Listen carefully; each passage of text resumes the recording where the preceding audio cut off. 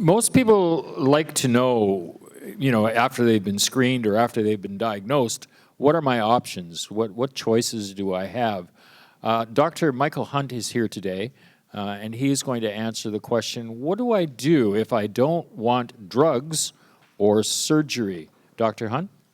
My clinical training's in physiotherapy, so it stands to reason that my research program deals with physiotherapy-like interventions. And really what I want to try to do is get away from using drugs or surgery or other, what I would call more invasive type of interventions.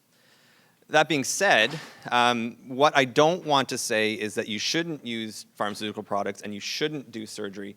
Because the fact of the matter is there's been a number of studies over the years that have shown that drugs and surgery are effective.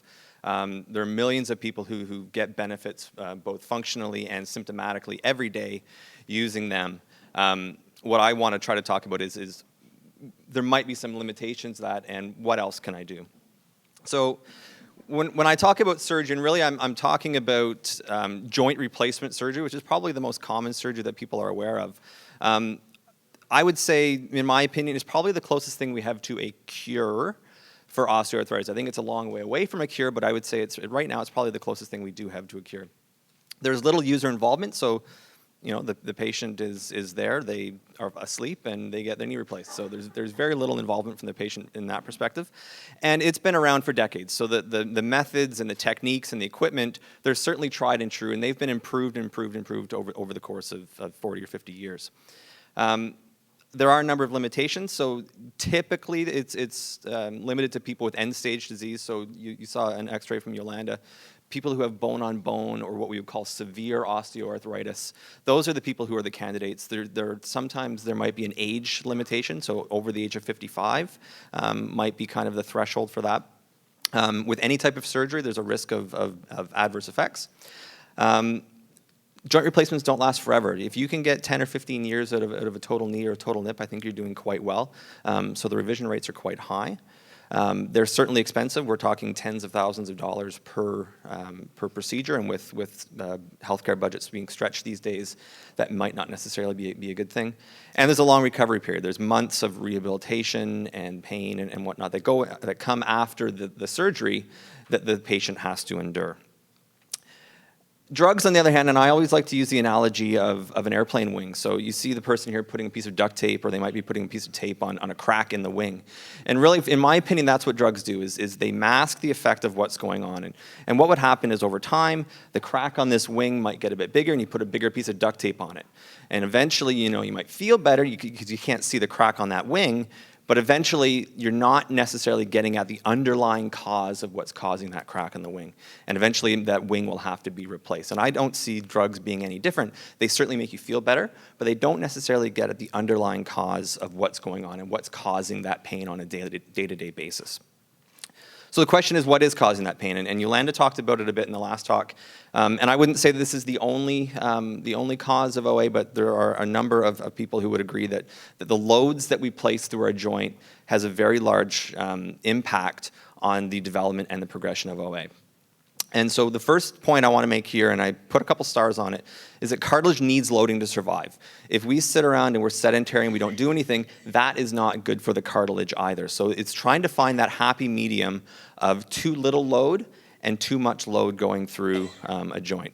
And so what I like to think of is OA is caused by faulty loads that exceed the ability of the body to repair itself. The body is very good at repairing damage to cartilage and other soft tissues, but sometimes those loads and the damage that's caused is just too large for the body to repair itself, and over time, what will happen is you'll develop OA. So the question is, what's a faulty load? And I think of three main ways of defining a faulty load.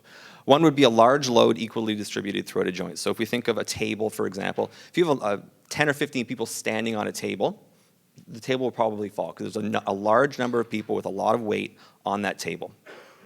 Or you can have a large load focused on one area of a joint. So if I stand on the edge of the table, it's likely that table will fall down because I'm focused on one particular area of that table.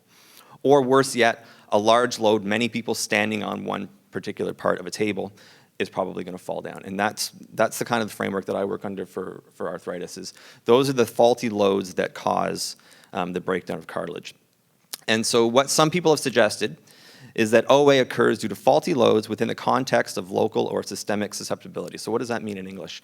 What it means is that if you have some sort of genetic susceptibility, or maybe you've had an injury or some sort of trauma that now that makes you more susceptible to these loads, disrupts your body's ability to repair itself, these loads then come in under those susceptibilities and make you more at risk for developing OA. So I would argue that targeting these faulty loads is a good prevention and treatment approach.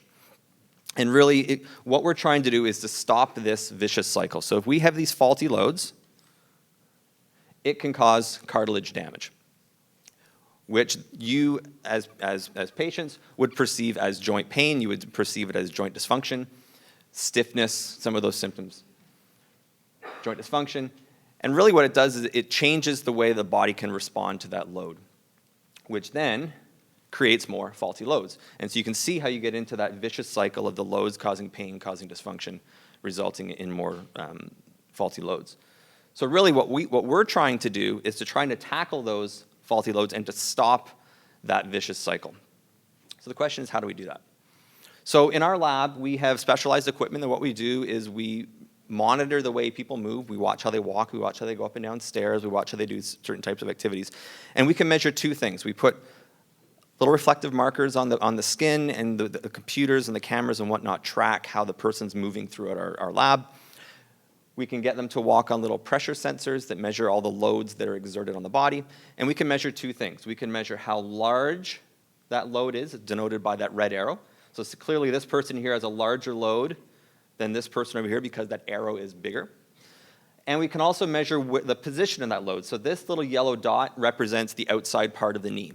And so what you can see is that load goes predominantly through the inside part of the knee. And it stands to reason that the majority of people who have osteoarthritis of the knee have pain and cartilage damage on the inside part of the knee. And we think it's related to where the position of that load is.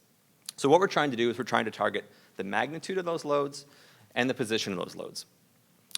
So what I want to do in the last couple minutes is just kind of give some easy, some a little bit more difficult methods of tackling those loads that hopefully have a positive impact on pain and function related to OA. So if we want to target the size of the load, really what we're doing is any sort of treatment or any sort of intervention that reduces the size of the loads on the body as a whole, or on the joint specifically. And Yolanda talked a little bit about weight loss. And again, that stands to reason if you lose weight, you're putting less load and less pressure on your joints.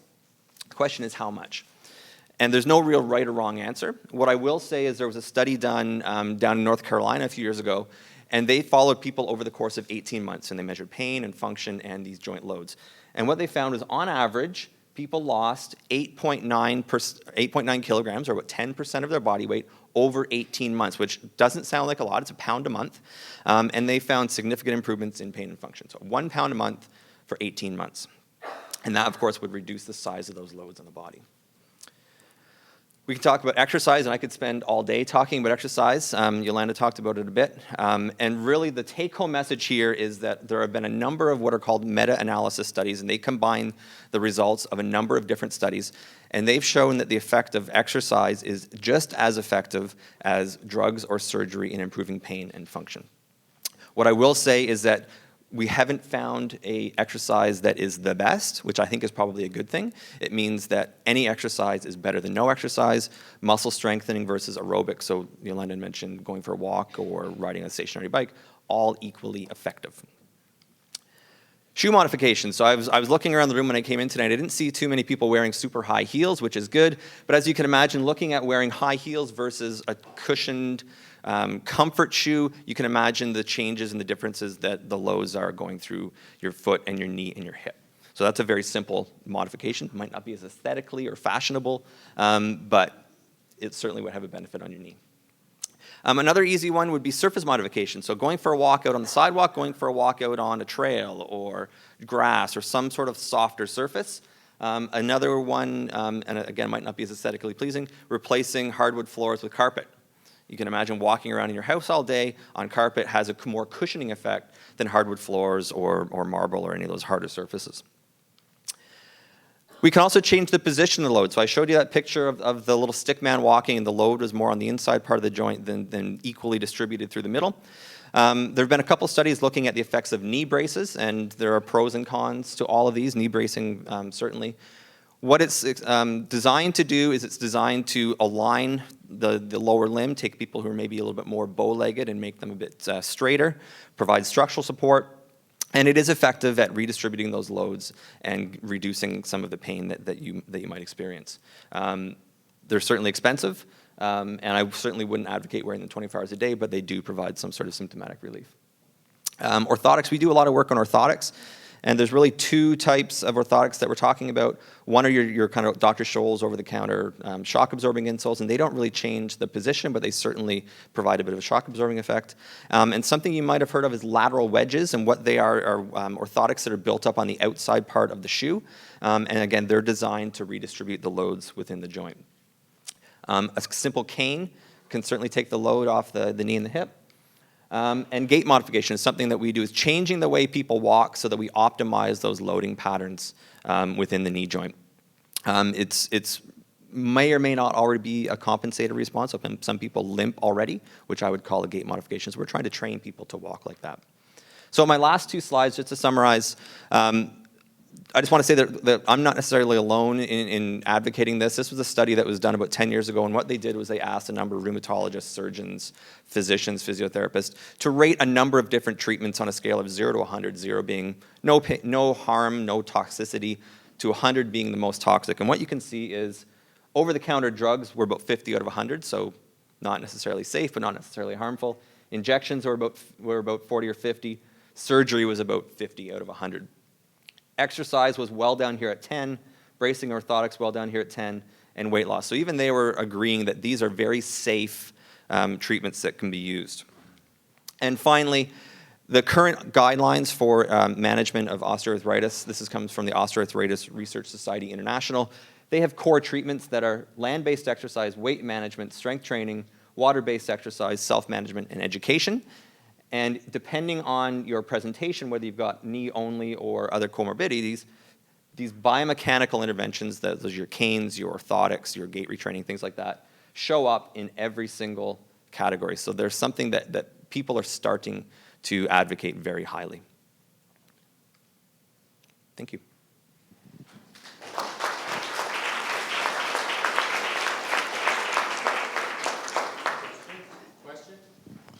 Pat?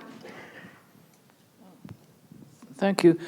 You didn't mention, maybe because of time, that one of the load factors is the fact that many of us are not built properly on each side of our body. For instance, Senator Nancy Green told me that she's been told that one of the reasons that contribute to her success as a ski champion, and she is a founding director of ARC, is because she's perfectly symmetrical. Alas, I'm not a champion because I am not symmetrical. But why can't more be done to identify the fact that one leg is shorter than the other? And my surgeon, Dr. Godenis, is here. Why can't that be done earlier so that there are corrective things you can do, posture adjustments you can do, long before you start the crippling effects of OA or inflammatory? The easy answer is I have no idea why that isn't being done. Simply, to be perfectly honest. You know, and I think Cheryl made a really great presentation today of putting the, I wouldn't call it responsibility, but certainly the opportunity for the general public to now identify whether it be using electronic devices or whatnot. I think one of the problems is that people don't necessarily go to see their doctor or physio unless they have a problem. And I think that is something that needs to be changed. We need to change that mindset. So the focus would be more on prevention rather than treatment, because by then, as you mentioned, you know, it might be too late. And how we do that, I don't know. Well, I mean, I think I can. You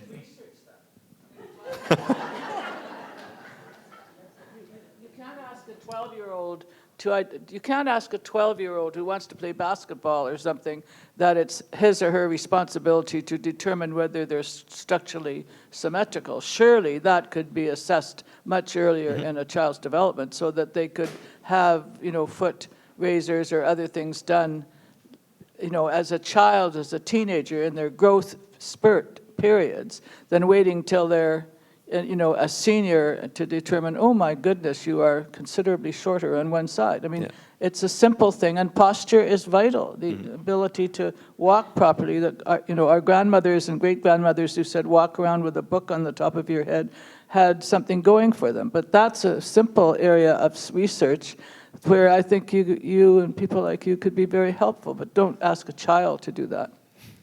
Carolyn, Emma. Yeah.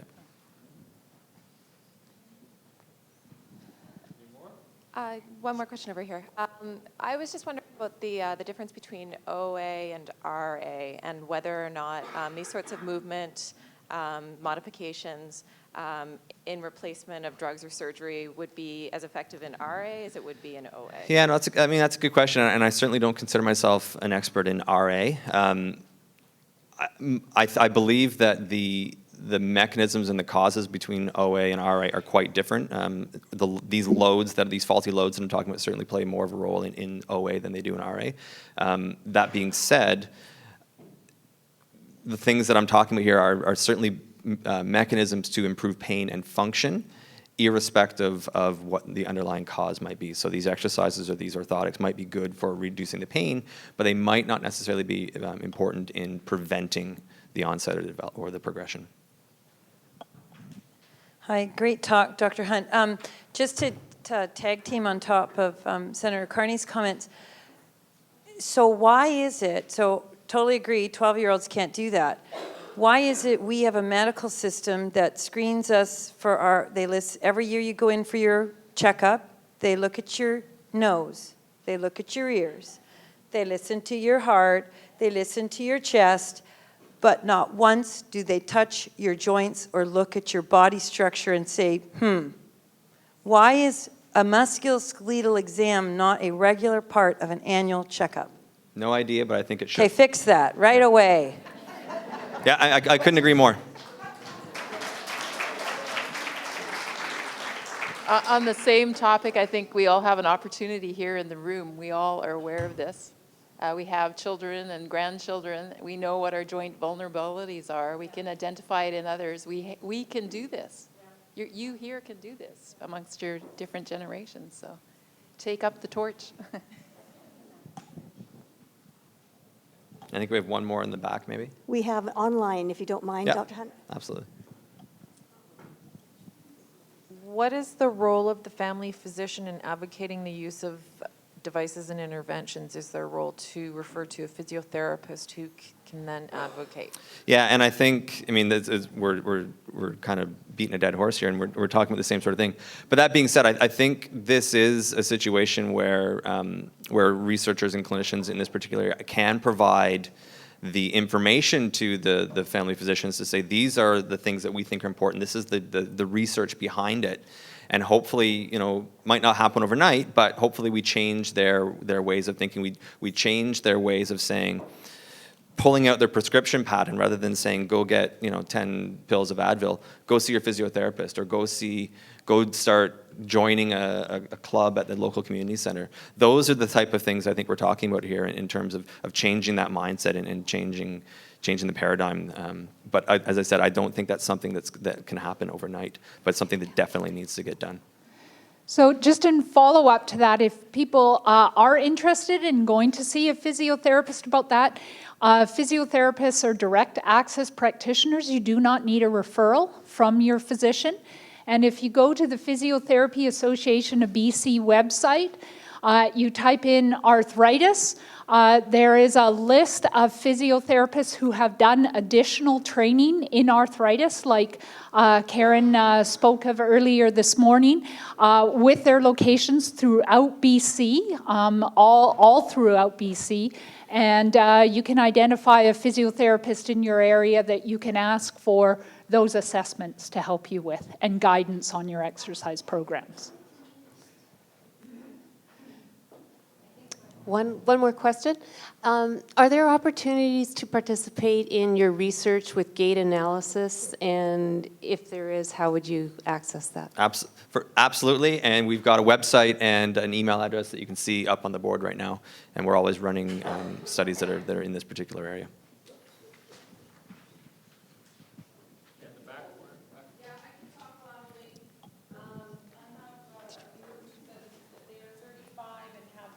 OA in hip and fingers, preventing them from working full-time. And because of their age, nothing is being offered or instructed for them. Should they keep pestering their GP and rheumatologist, or are there better services that they could access? Yeah, I mean, those are always tough questions, not knowing, what the full background is. But, as Allison mentioned, maybe if they haven't seen a physiotherapist yet, that might be a potentially new avenue. Physios come from slightly different of training, and they may be able to look at things a little bit differently than the rheumatologist might. I think there's time for one more question, Jerry? Okay. Just like to know what the difference is between the physiotherapist and the occupational therapist, because I've been advised to go to an occupational therapist, and what would be the difference? Yeah, that's a good question, and there are a number of differences, but if I had to kind of boil it down to one simple comment, the physiotherapist, we focus on the muscles and the joints and improving the body itself, whereas what the occupational therapists do is they kind of come in after the fact and take what we've done and allow the person to live their quality of life. It might involve modification of their home, or might involve modification of other things that allow them to build on what the physio has done to better improve their quality of life.